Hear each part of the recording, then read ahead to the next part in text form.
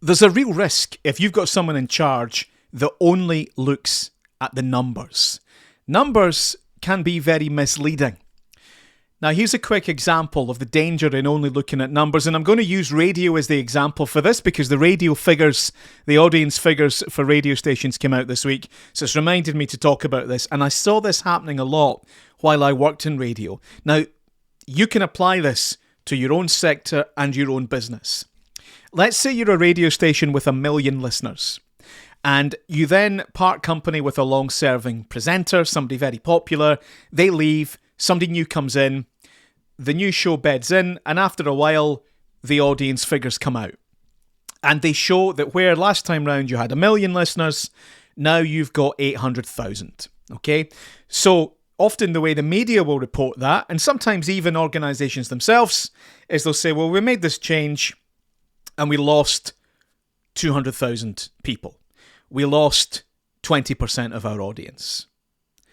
The problem with that, and the bit that lots of people overlook, is it might not be the same people. You might have lost 500,000, but gained 300,000. Now, yes, the net result, the outcome is the same. The number that you go and take and trade with and sell to advertisers, the number's the same. The people might be very different.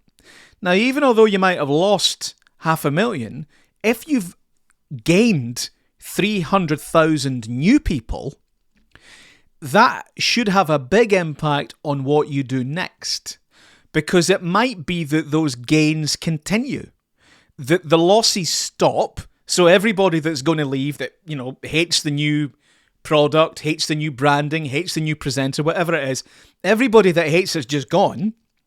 But now, because we've got something new, there's life and there's growth potential in that market.